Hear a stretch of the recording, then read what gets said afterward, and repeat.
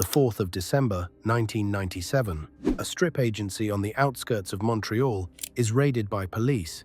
67 guns, $2.5 million in drugs, and one terrified man in handcuffs who is about to hand investigators the single name that will bring down the most powerful biker empire in Canadian history. That name is Stéphane Gagné. The man behind the nickname, Boucher trusted him enough to call him my godass. He trusted him with bombs, with guns, with murder. He trusted him with everything except the one thing that mattered: loyalty. What happened between that trust and that betrayal would become one of the most consequential informant cases in Canadian history. The single thread that, once pulled, helped unravel the most powerful organized crime network this country has ever seen. This video covers real murders and organized crime. Viewer discretion is advised. Miss the button? Go ahead, subscribe now so you don't forget later. The man from Hochelaga. Before the murders, before the patch, before he became the Crown's most important witness in Canadian history, Stéphane Gagné was just another kid from Hochelaga Maisonneuve, a working-class Montreal neighborhood that organized crime had already claimed as its own.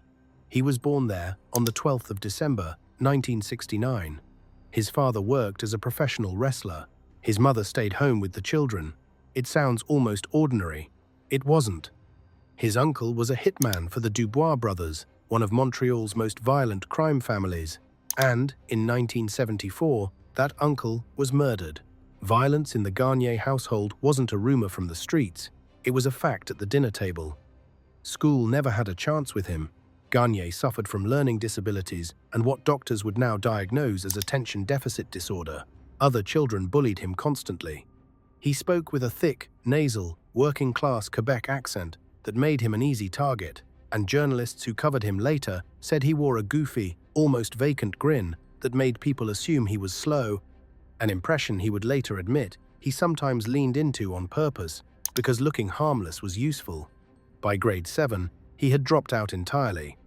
The street became his classroom, and the street taught fast. He started dealing drugs. He stole cars. He broke into homes.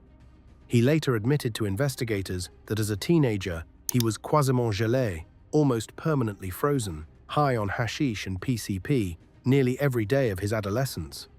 Between the ages of 13 and 25, he racked up 9 convictions: car theft, home invasion, drug trafficking, probation violations. He told the National Parole Board decades later, with a kind of brutal honesty, that what he wanted out of crime was simple: beautiful women and money. By his early 20s, he had both. Gagné and his business partner, Tony Jalbert, ran a network of crack houses and heroin shooting galleries across Montreal, and Gagné was clearing roughly $6,000 a week in cash, about $250,000 a year. He bought a house with his wife, Marie-Claude Nantais, who worked the business alongside him. He collected welfare on top of it, claiming he was unemployed while banking $250,000 annually. He named his son Harley David after his motorcycle. That's where the nickname came from: Godass, old shoe, in French. Gagné earned it the way most nicknames are earned in that world, through brutality. He would beat people to the ground and finish them off by stomping their heads with his worn-out boots. He testified, years later and without flinching, that he once savagely beat a prostitute for stealing from a drug operation he controlled. When asked if he felt any shame about beating a woman, he said no. "If you let that kind of thing go," he explained, "all the druggy girls are going to steal from you." For Gagné, violence wasn't an outburst. It was bookkeeping. It kept the numbers honest. He would later use what his own lawyers half-jokingly called the stupidity defense, claiming his intelligence was so low that he couldn't be held fully responsible for his actions. Courts never bought it. And Gagné himself eventually admitted the act was exactly that, an act. He wasn't nearly as simple as the grin suggested. He had simply learned that looking harmless was its own kind of weapon. The war he was born into. To understand what Gagné was about to become, you have to understand the war he was about to walk into. Between 1994 and 2002, Quebec descended into what is now remembered as the Quebec Biker War, a territorial conflict between the Hells Angels and a rival coalition built around the rock machine. The numbers are almost impossible to absorb. More than 160 people dead, over 80 bombings, more than 130 cases of arson. On the 9th of August, 1995, a car bomb intended for a drug dealer named Marc Dubé went off outside a Hells Angels hangout in Hochelaga Maisonneuve, the very neighborhood where Gagné grew up. Dubé died instantly. An 11-year-old boy named Daniel Desroches, playing across the street, was struck in the head by shrapnel. He died 4 days later. A Montreal police commander would later say flatly that whoever detonated that bomb had to have seen the children playing across the road. There was no way not to.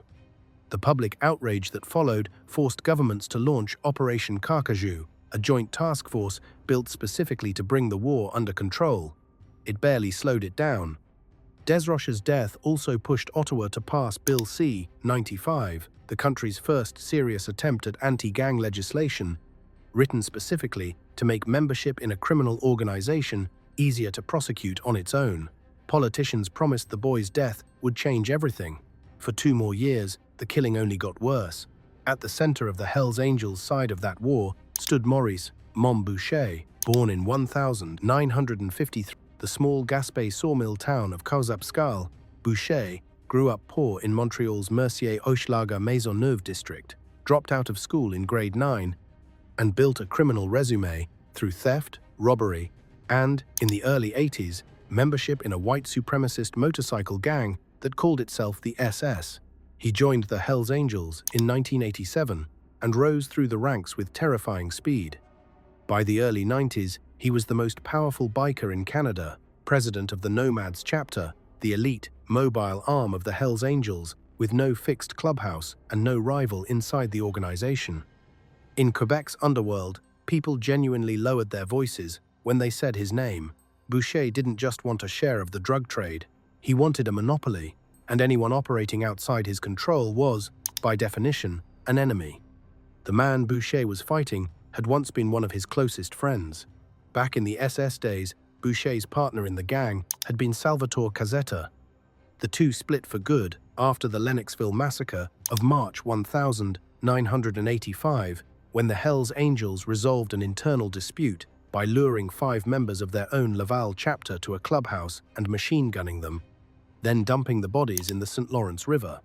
Cazzetta, disgusted by the betrayal, refused to fall in line behind Boucher and instead co-founded the Rock Machine with his brother.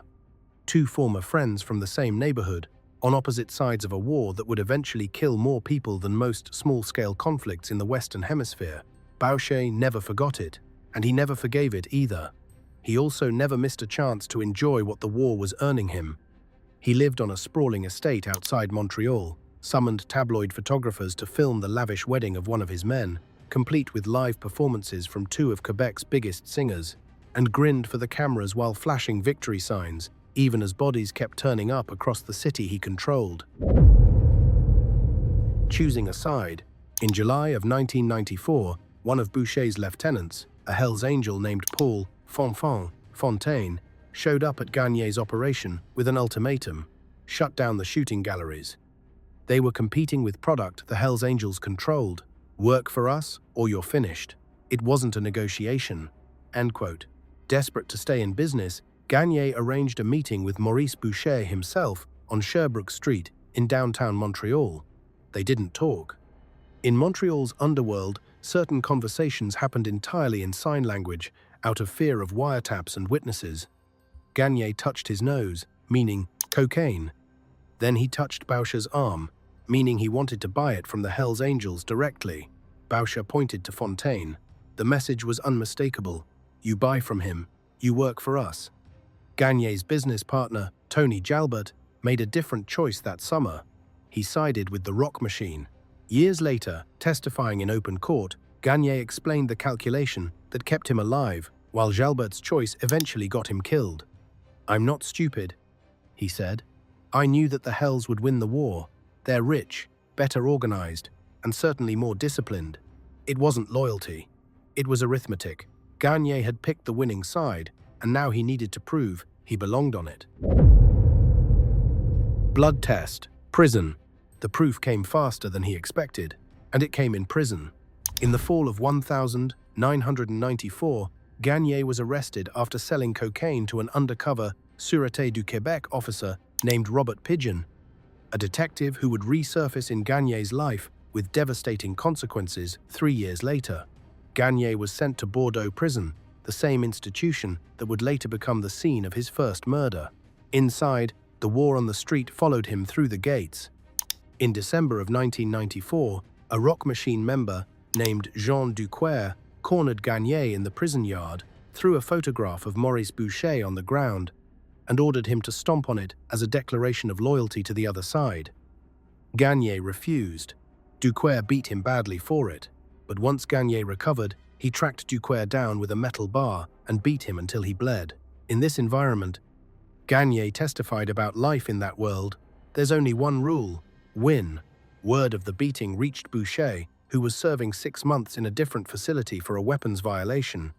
He was impressed enough that he ordered his son, Francis, to deliver weekly cash payments to Gagné's wife while her husband finished his sentence.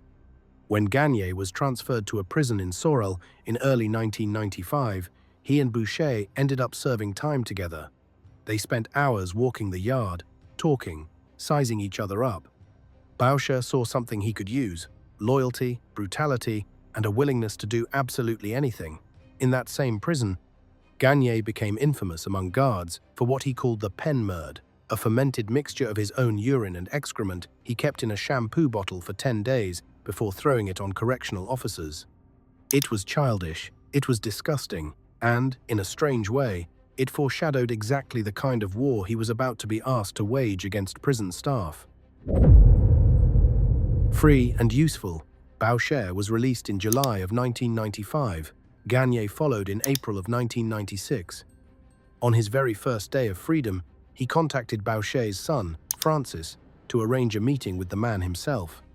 On his second day out, he had lunch with Maurice Boucher. Boucher looked at him and said, "I've got important work for you. I want you to stick around." Gagné later testified about that lunch with a kind of awe still audible in the transcript. "It was there that Maurice Boucher said that he had big things for me. And he didn't say much more than that. He didn't need to. Within days, Gagné was working directly for the Hells Angels war machine. Boucher had a habit that unsettled even his own men. He would appear without warning and expect whatever you were doing to stop immediately so you could carry out his latest project. One of the first projects he handed Gagné was a car bomb. Boucher took him on a drive through the borough of Verdun and ordered him to park a vehicle packed with explosives outside a Rock Machine clubhouse. The plan was brutal in its simplicity: detonate the bomb, then send gunmen in to finish off anyone who survived the blast. Gagné was trained on how to trigger a remote-controlled device, learning the wiring, the timing, the distance needed to stay alive while killing everyone inside a building he could still see from where he stood. He stole the car, he prepared the explosives, and the bomb never went off, because every single time, police seemed to know exactly where to be. What Gagné didn't know was that the Hells Angels' own ranks had already been infiltrated. A rocker named Danny Kane had been feeding intelligence to the RCMP since 1994, and it was Kane's reporting that kept tipping police off to attacks before they could happen. One night that summer, Gagné was set to drive a bomb-laden car to the target when the Angels spotted a police cruiser waiting nearby and aborted. In another attempt, Gagné stole a van and painted it the exact grey used by Hydro-Quebec utility vehicles, hoping it would blend into the street unnoticed. On the 23rd of August, 1996, police seized that van outside the target clubhouse. Inside it, 200 pounds of dynamite, wired into a remote-controlled bomb. Gagné had failed, again, and he had no idea that the reason was a man wearing the same colours he was. The football team. Despite the failures, Boucher kept him close. In late 1996, Gagné was brought into the Rockers, the puppet club Boucher had founded in 1992 specifically to serve as a farm system for future Hells Angels. Puppet clubs like the Rockers existed for a simple, cynical reason. They let the Hells Angels carry out drug sales, beatings, and murders at arm's length through men who weren't full members and whose deaths or arrests cost the parent organization nothing. If you wanted a full patch one day, this was where you proved you deserved it. By absorbing every risk, the actual Hells Angels didn't want to take themselves. The rockers were split into two units. The baseball team handled beatings, intimidation, and property destruction. The football team was something else entirely. Gagne testified about it years later in 4 blunt words: "The football team is a team of killers." That was where Gagne landed. The atmosphere inside the club was one of constant paranoia. Members communicated through hand signals and erasable magnetic boards out of fear that every phone line was tapped, because, in many cases, it was. The Hells Angels even ran their own intelligence unit, 3 surveillance vehicles disguised with fake construction company lettering and a working phone number to back up the cover story, so the cars could sit parked on a street for days without anyone questioning why. When the mother of mafia figure Frank Cotroni died, Boucher had Gagne park one of those cameras outside the funeral, recording every face and license plate that came to pay respects. He was already planning who might need to be removed next. In February and March of 1997, Gagne was pulled off the football team and assigned to take over drug distribution in Montreal's gay village, working under a rocker named Serge Boutin. Most of his clients, he later said, were male sex workers funding their own addictions, a strange, almost mundane assignment for a man who had spent the previous year preparing car bombs. The Hells Angels treated their drug territories the way any business treats a market, methodically, without much sentiment for who actually bought the product or why. A fellow rocker, Pierre Rondeau, once told one dealer who hesitated to fall in line that he needed to pay Gagne 10% of his profits because, as Rondeau put it, "Godasse is going to open some doors." When the dealer asked what that meant, Rondeau clarified without any drama at all. Gagne would kill any dealer who refused to work under the Hells Angels umbrella. It wasn't a threat delivered with menace. It was delivered as a simple statement of how the business worked. That reputation got tested directly in March of 1997, when Gagne and another rocker, a Peruvian immigrant named Steve Boys, kidnapped a rival drug dealer named Christian Bellemare and drove him to a chalet in the Laurentian Mountains, north of the city. Bellemare begged for his life. Gagne's gun jammed. Boys shot first. Together, the two men put 3 bullets into him, and Gagne finished the job by strangling him before they buried him in the snow and left. Hours later, Bellemare clawed his way out of that snowbank, still alive. The botched murder sent Gagne into hiding for a month, terrified that Boucher would have him killed for the failure. Instead, in May of 1997, he was promoted. He became a hang-around member of the Rockers, one step closer to the patch. He wanted more than almost anything else in his life. The order to kill. By the summer of 1997, Maurice Boucher had become convinced that someone inside the organization was talking to police. The pattern was too consistent to ignore. Bombs that never detonated. Ambushes that police seemed to anticipate before they happened. Someone was leaking, and Boucher didn't know who. His solution to that problem is one of the coldest pieces of strategy in the entire history of the Quebec biker war. If he ordered his men to murder people connected to the justice system, prison guards, prosecutors, anyone wearing a government uniform, then no member of his organization would ever risk turning informant afterward because the crime would be too monstrous to walk back from. Make the murders public, make them brutal, and make every man who participated permanently unable to cooperate with police. Boucher called it destabilizing the system. In practice, it meant murdering strangers at random simply to bind his own men to him through shared guilt. He gave the assignment to 2 senior Hells Angels, André Toots Tousignant and Paul Fontaine, with instructions to kill a prison guard, not a specific guard, any guard. The target didn't matter, the message did. Tousignant and Fontaine recruited Gagne to help carry it out. The 3 of them initially staked out Rivière des Prairies prison on the eastern edge of Montreal, but ultimately settled on Bordeaux prison instead, judging it closer to the highway and easier to escape from. The same prison where Gagne himself had once been an inmate was about to become a crime scene. Diane Lavigne, June 26, 1997. On the 26th of June, 1997, Gagne and Tousignant armed themselves with handguns and mounted 2 stolen 1,981 Suzuki Katana motorcycles. They waited outside Bordeaux. Diane Lavigne, a widow and mother of 2 adult daughters who had worked as a corrections officer at the prison for more than a decade, finished her shift and got into her minivan around 9:45 that night. She had spent over 10 years walking the same halls, supervising the same cell blocks, going home to the same family every night. She had no public profile, no enemies inside the organization she worked for, nothing that connected her to the Hells Angels or the Rock Machine beyond the simple fact that she wore a government uniform to work. She had no idea she had been chosen, essentially at random, to die for a message that had nothing to do with her. As she drove north on the Laurentian highway toward home, the 2 motorcycles pulled up alongside her vehicle. Gagne and Tousignan opened fire. One bullet tore through her arm, another struck her lung. It was the fatal shot. Her van rolled to a slow stop on the shoulder of the highway. Both guns were abandoned at the scene. Gagne and Tousignan rode back to a garage, changed their clothes, and drove out to the woods to burn their helmets and the clothes they had worn that night, erasing every physical trace they could think of. The next day, Gagne walked down St. Catherine Street in downtown Montreal alongside Maurice Boucher, Paul Fontaine, and a Hells Angel named Gilles Trooper Mathieu. Boucher turned to him and delivered a line so casually cruel that it would be repeated in courtrooms for years afterward. "That's great, my Godassi. It's not serious that she had tits." Mathieu agreed there was no dishonor in killing a woman.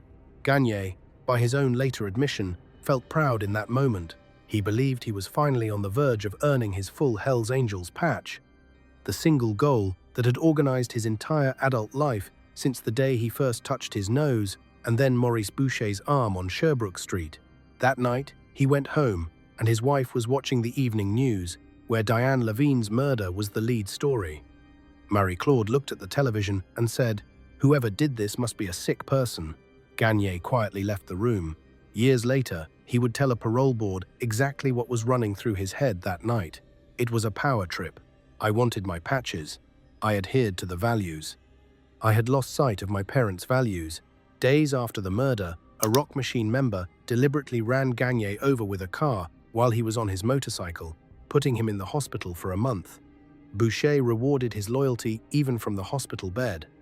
While Gagne was still recovering, he was promoted to prospect with the Rockers. On the 21st of August 1997, he officially received his half-patch jacket, the visible proof that he was climbing toward the rank he had killed to earn. But the suspicion inside the organization never fully went away. In October of 1997, a rocker named Serge Boutin reported rumors circulating among Bordeaux prison guards that staff believed Gagne had been involved in Lavigne's murder. Boucher called a meeting and confronted him directly. People inside the prison were apparently saying that when guards processed new inmates, they would ask if they knew Godas, and then add, knowingly, "You know that Godas killed the prison guards." Boucher, strangely, brushed the rumor off himself. "It's because you're so irritating when you're in prison," he told Gagne. "That must be why the guards think it's you." The suspicion came and went, without consequence. Boucher needed Gagne too much to act on it yet. Pierre Rondeau, September 8, 1997, because Boucher still wasn't finished trying to flush out his informant. He wanted Paul Fontaine to kill a guard personally, to prove once and for all that Fontaine wasn't the leak inside the organization, and once again, Gagne was called in to help. Fontaine, desperate for his own full patch, had reportedly attended a meeting with Boucher and other senior angels, including Normand Biff, Hamel, and Normand Robitaille, to ask formal permission for the hit. At approximately 6:15 in the morning, on the 8th of September, 1997, Fontaine and Gagne waited in a stolen van near Rivière des Prairies prison for a prison transport bus to arrive. The bus, driven by guard Pierre Rondeau, with his partner Robert Corriveau riding beside him, pulled up to begin its run, collecting inmates due in court that day. As it approached, Fontaine and Gagne opened fire with 9mm semi-automatic handguns. Fontaine leapt forward and rolled himself onto the hood of the bus, firing point-blank through the windshield. 3 bullets struck Rondeau, tearing through his heart, lungs, and liver.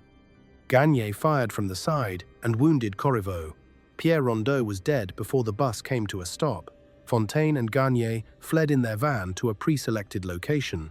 Gagne tried to torch the vehicle to destroy evidence, but in the rush, he closed the doors too soon, cutting off the oxygen the fire needed, and accidentally seared his own face in the process.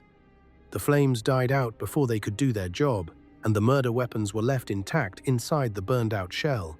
Worse for Gagne, a woman named Nancy Dubé, waiting at a nearby bus stop, got a clear, unobstructed look at his face as he ran from the scene. Within hours, police had a composite sketch that bore an unmistakable resemblance to Stéphane Gagne. Boucher didn't seem to care. As a reward, he paid for Gagne and his family to take a vacation to the Dominican Republic, a chance, in Boucher's words, to let the heat die down. While Gagne lay on a Caribbean beach, Montreal detectives were already building the case that would eventually bring his entire world down. After the murder, Boucher asked Fontaine and Gagne a pointed question. Did anyone else know what had happened?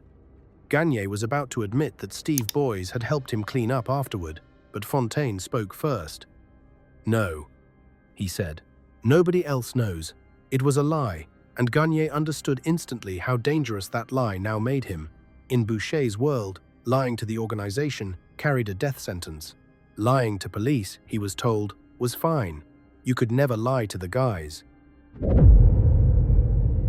The night the walls closed in, the break finally came on the 4th of December, 1997, when a police raid, led by Commander André Bouchard, hit a Hells Angels-run strip agency and seized $2.5 million in drugs, along with 67 guns. It was meant to be a routine blow against the organization's finances.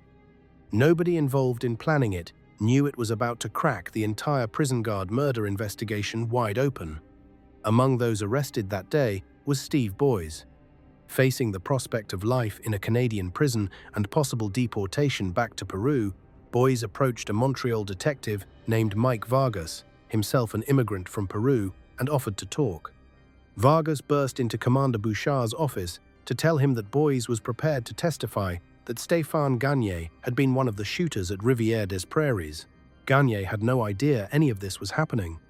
He spent the next day acting as a bodyguard at Boucher's farm property in Contrecoeur, outside Montreal, completely unaware that the net had already closed, still operating under the assumption, after everything he'd already survived, that he was untouchable inside the organization he had killed twice to join. When the Hells Angels' own lawyer, Robert Cliché, told him that Boys had been arrested, Gagne tried to run, heading toward a motel in Saint-Ignace. The same instinct for survival that had kept him alive through 5 years of Boucher's war, now turning him into a man fleeing his own organization as much as the police. Police intercepted him along the way at around 11 o'clock that night. His wife, Marie Claude, was arrested too, charged as an accessory to murder, and warned that if she refused to cooperate, their son could end up in foster care. The interrogation. What followed inside that police station is one of the most studied interrogations in modern Canadian criminal history. At about 2:40, Sergeant Detective Robert Pigeon, the same officer who had arrested Gagne on a cocaine charge back in 1994, walked into the room. Pigeon was specifically chosen because he understood Gagne better than almost anyone on the force. Journalists, who later reconstructed the interrogation, described Pigeon as a hard man to read, medium build, round face, watchful brown eyes, a voice that was soft but never wavered. There was nothing flashy about him, and that was precisely the point. You didn't watch Pigeon, you listened to him, and once you started listening, it became very difficult to stop. Pigeon understood exactly what made Gagne vulnerable, a grade 7 dropout, a man whose entire sense of self-worth was built on being accepted by the Hells Angels, on wearing a patch he had not yet earned. Pigeon set out, methodically, to take that foundation apart. For hours, he shifted tactics, sympathetic one moment, brutal the next. He talked about Gagne's family, his motorcycle, his son, reminding him that underneath the violence, he was still a father and a husband who loved the people in his life. Then he would pivot, mocking and merciless, telling Gagne that the macho posturing of the outlaw biker world was nothing more than a psychological crutch for weak, insecure men. At one point, Pigeon told him directly that he had murdered 2 people purely so he could wear a death's head patch on his back, and asked whether it had really been worth it. He reminded Gagne, almost gently, that other rockers who had killed for the Hells Angels had eventually been killed by the Hells Angels themselves the moment they stopped being useful, and asked, "What?" exactly, made Gagne think he would be the exception. Gagne, at first, refused to crack. "I can guarantee you that I won't make the decision you want me to make," he told Pigeon at one point, with the cocky bravado of a man who still believed his loyalty would be repaid. "You can take that to the bank." At 5:31 that morning, Pigeon formally arrested him on 2 counts of first-degree murder. Using what boys had told them, much of which was exaggerated, Pigeon told Gagne that police had the whole chain of evidence, every link, down to the detail of how he had scorched his own face, setting the getaway van on fire, and how he had flown to the Dominican Republic afterward to let the heat die down. It was, in large part, a bluff. Only a fraction of what boys had said was even true, the rest invented by a man desperate to avoid deportation.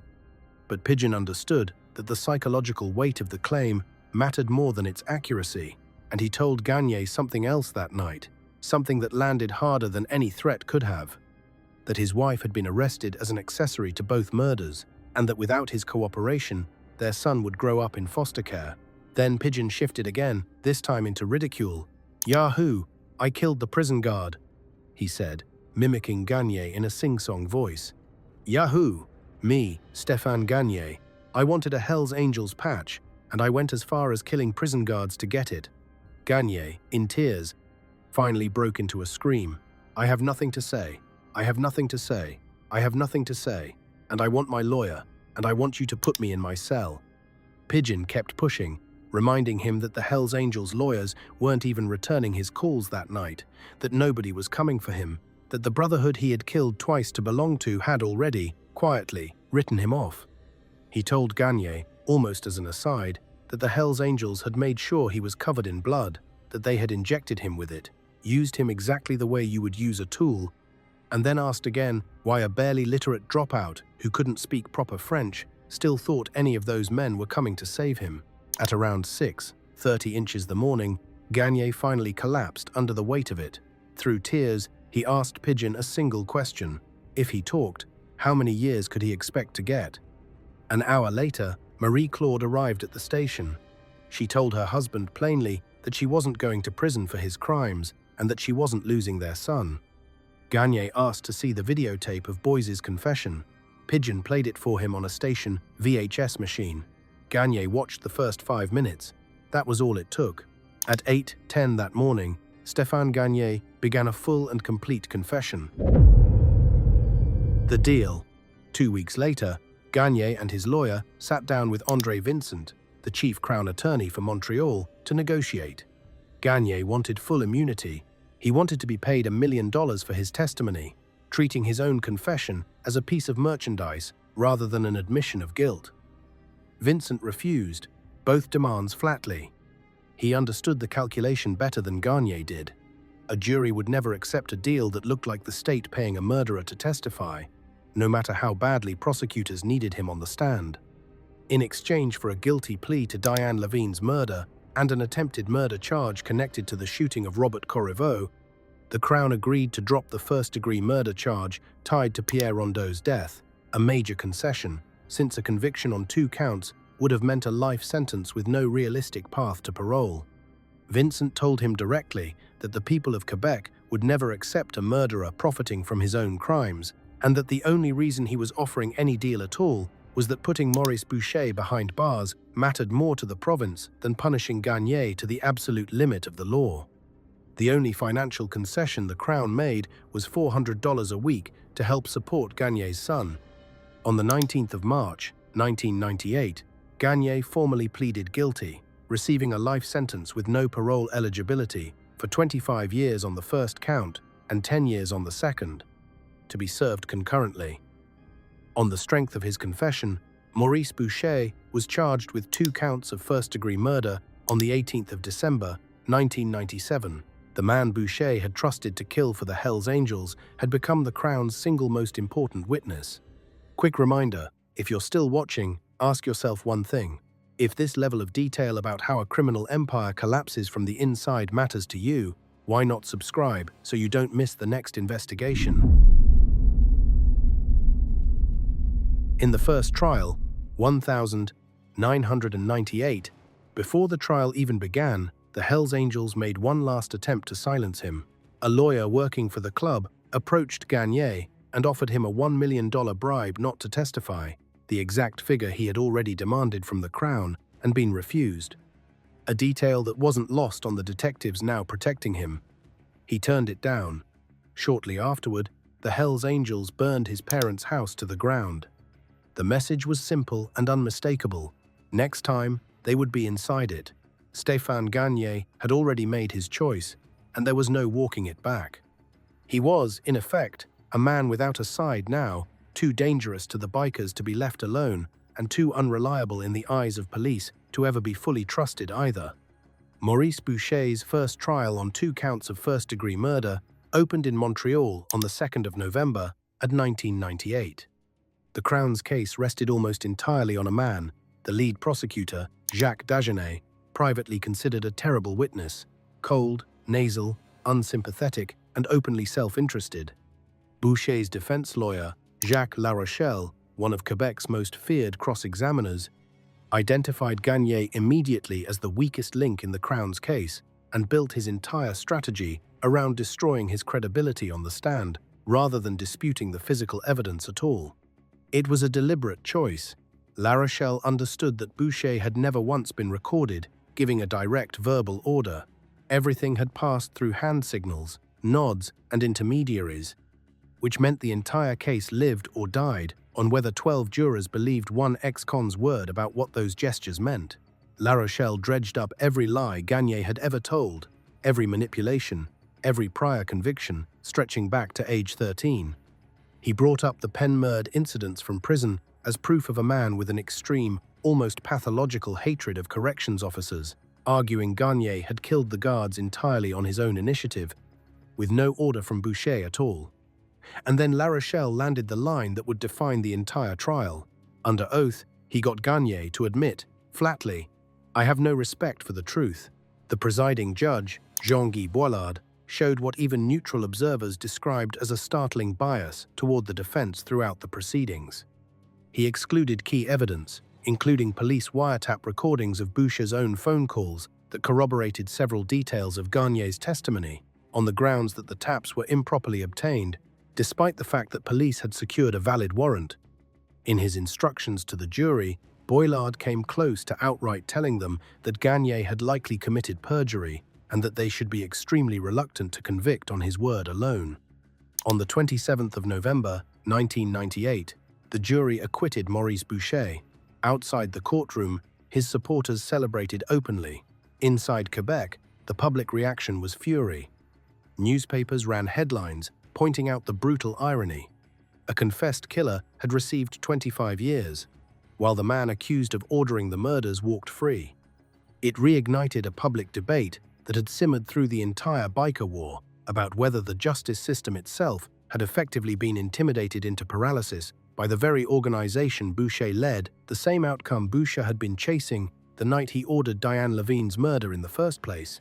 Gagne himself later said, with something that sounds almost like genuine regret, "Justice had not been served. I was disappointed because I owed at least that to the families of the victims." The appeal and Operation Springtime. For nearly 2 years, Maurice Boucher remained a free man, but Crown prosecutors took the rare and difficult step of appealing the acquittal, arguing that Boilard's open bias had fatally tainted the entire trial. On the 10th of October, 2000, the Quebec Court of Appeal agreed, overturning the acquittal and ordering a complete retrial on the grounds that Boilard's conduct had compromised the jury's ability to fairly weigh the evidence. Boucher was arrested again. While Boucher waited for his second trial, the rest of his organization was being dismantled around him. On the 7th of August, 2000, a Hells Angels associate named Danny Kane was found dead of carbon monoxide poisoning in his garage, ruled a suicide.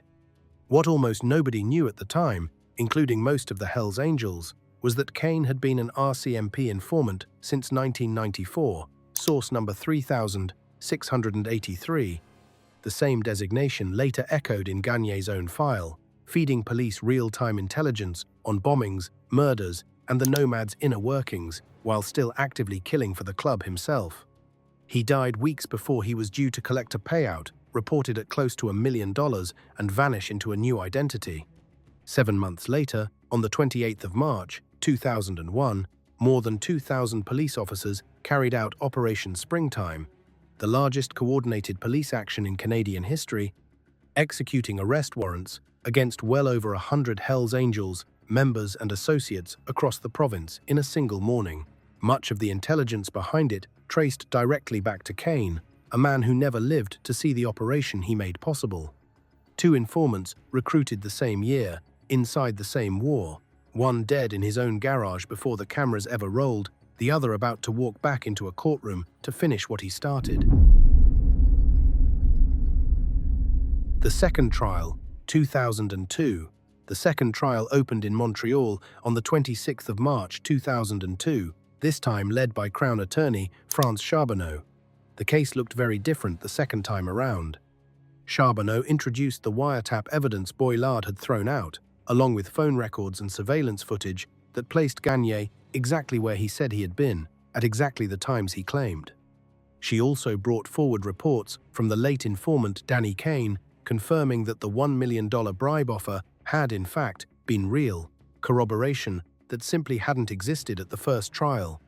It mattered enormously that Charbonneau wasn't relying on Gagne's word alone anymore. Where the first jury had been asked to take a confessed killer's account essentially on faith, the second jury had documents, recordings, and a paper trail that didn't care whether anyone found Stéphane Gagne likable. Gagne himself was a different witness this time, calmer, more composed, far more difficult to rattle. La Rochelle, defending Boucher for a second time, tried the same playbook, accusing Gagne of lying about details from the night of his confession. At one point, he mocked Gagne for claiming exhaustion during the interrogation, sneering, "I've seen the video, and you don't look tired." Charbonneau's response was devastating. She played the actual confession tape for the jury, footage that showed Gagne visibly struggling to keep his eyes open, and used the moment to recast La Rochelle himself as a lawyer willing to say almost anything to protect a client. After 11 days of deliberation, the jury reached its verdict. On the 5th of May, 2002, Maurice "Mom" Boucher was convicted on 2 counts of first-degree murder and 1 count of attempted murder. The sentence, life in prison, with no possibility of parole for 25 years. The witness who wouldn't cooperate. The story didn't end cleanly there. Gagne's value as a witness wasn't always what prosecutors hoped, and his later testimony exposed just how unstable the Crown's most important asset really was. In April of 2004, the Crown's case against Hells Angels national president Walter Nerget Stadnik and his deputy, Donald "Pup" Stockford, fell apart, in part because of Gagne himself. Rather than focusing on the charges at hand, he used his time on the stand to deliver a lengthy, bitter rant about how he believed the Crown had broken its promises to him after he agreed to testify back in 1997. The same grievance, years later, still raw enough to derail an entire prosecution. Prosecutor Randall Richmond tried repeatedly to bring him back on point. It didn't work. Stadnik and Stockford were convicted of conspiracy and gangsterism, but acquitted of the murder charges, a verdict that owed something to a star witness, more interested in airing his own grievances than helping put 2 more bikers away for life. It was a sharp reminder that the same self-interest that had made Gagne useful to police in 1997 hadn't disappeared. It had simply found a new target. 5 years later, in 2009, Gagne served as the Crown's primary witness in Paul Fontaine's trial for Pierre Rondeau's murder, and this time he held up. Richmond, the same prosecutor he had derailed in 2004, later praised him simply. He held his ground throughout. Fontaine was convicted of first-degree murder. By that point, a single informant's confession in a Montreal police station, given somewhere around 8 in the morning after a 6-hour interrogation, had directly or indirectly produced convictions against Maurice Boucher, Paul Fontaine, and contributed to the gangsterism convictions of Walter Stadnick and Donald Stockford, while feeding into the broader Operation Springtime prosecutions that dismantled the Nomads chapter altogether. Christian Bellemare, the rival dealer Gagne and Boys, had shot, strangled, and buried alive in a snowbank back in March of 1997, remains the only person in this entire story who survived an attempt on his life and simply walked away from the world that nearly killed him. An outcome so rare in the Quebec biker war that it barely registers as a footnote next to everyone else's ending. Behind walls, inside prison, Gagne lived under the shadow of the contract the Hells Angels had placed on his life. For years, he was kept isolated from the general population for his own protection, accumulating, by his own account, more than 54 months in solitary confinement across 2 decades behind bars. Inside prison, Gagne lived under the shadow of the contract the Hells Angels had placed on his life. For years, he was kept isolated from the general population for his own protection, accumulating, by his own account, more than 54 months in solitary confinement across 2 decades behind bars. Even a transfer between institutions carried risk. He told a parole board years later that whenever a new inmate arrived from another facility, he watched the man closely in the gym because he never knew which transfer might be carrying instructions. The mega-trials his testimony helped trigger only made the danger worse. Operation Springtime had funneled more than 100 Hells Angels and associates into a specially constructed $16 million courthouse built just to handle the caseload, a process so unwieldy that one of the original presiding judges quit partway through after a censure from the Judicial Council, forcing parts of the proceedings to restart from nothing. Dozens of bikers eventually pleaded guilty rather than face the evidence.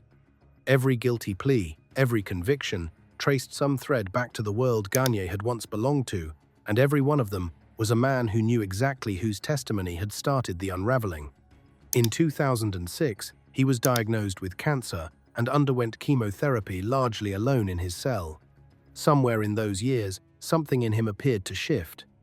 He began studying meditation under a Buddhist monk who visited the prison, and he described what he called a spiritual awakening. Whether it was genuine transformation or a calculated performance for the parole board is something only Gagne himself can answer. He wrote letters of apology to Diane Lavigne's 2 daughters. They never wrote back. At one visit, his son, the boy he had named Harley David after his motorcycle, now a grown man, he sat across from him and said words Gagne would later repeat with visible emotion in front of parole commissioners. "Dad, I'm ashamed of you, but I love you the same." He said it broke his heart. The long road to parole. His path back toward freedom was long and contested.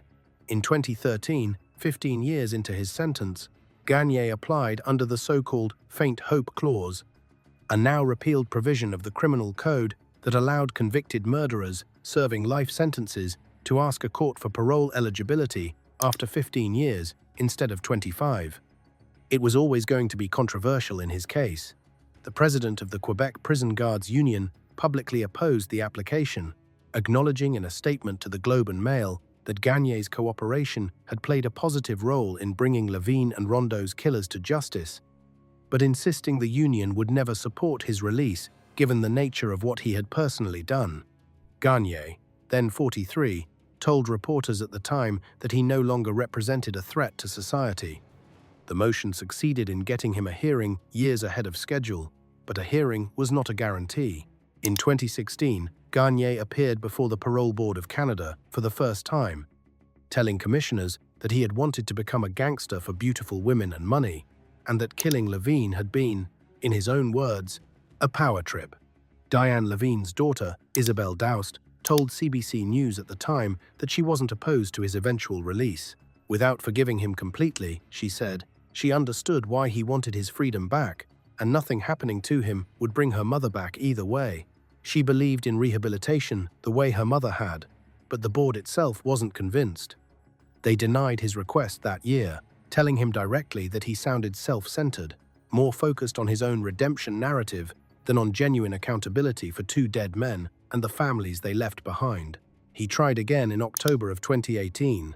This time, the board granted him an escorted temporary absence from prison, more than 21 years after his arrest, a far more modest outcome than full parole, but a genuine first step.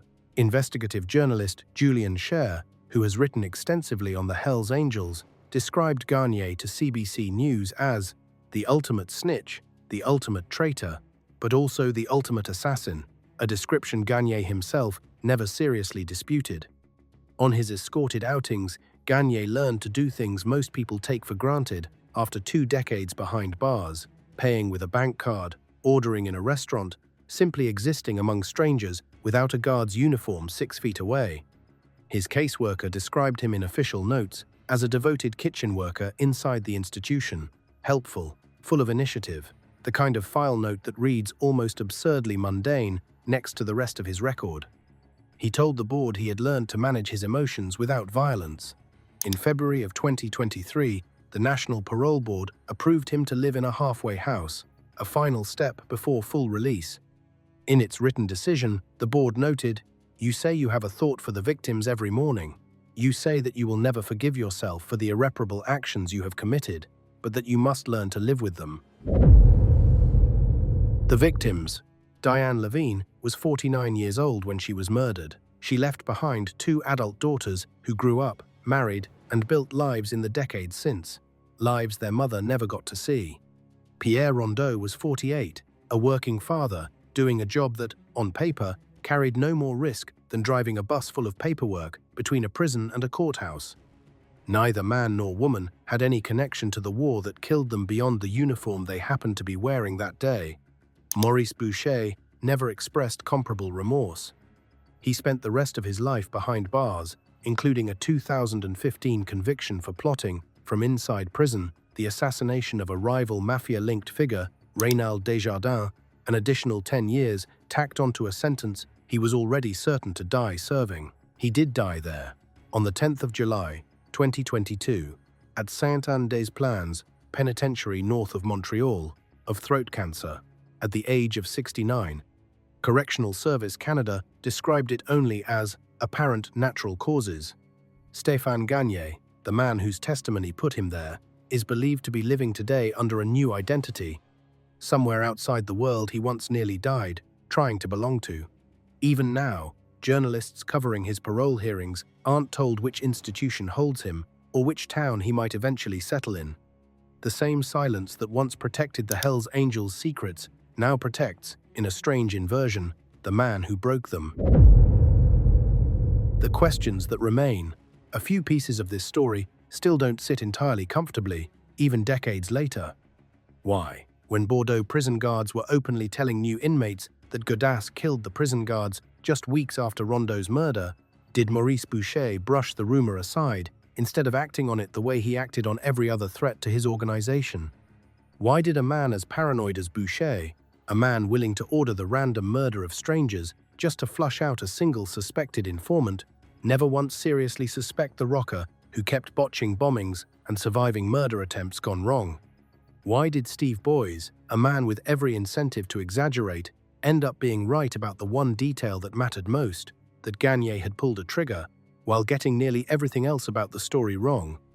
And why, of all the people touched by this case, was it Diane Lavigne's own daughter who ended up sounding the most at peace with the man who killed her mother, while a defense lawyer spent 2 separate trials trying to convince 2 separate juries that the same man was lying about everything? None of those questions have tidy answers. They just sit there, the way most of the real details in this case do, somewhere between the official record and the version only Gagné, Boucher, and a handful of dead men ever actually knew. The joke in the woods. During a 2016 parole hearing, Gagné told the board a joke he said summed up everything he had learned about the brotherhood he once killed for. 2 Hells Angels go into the woods. One says, "It's dark, and I'm scared."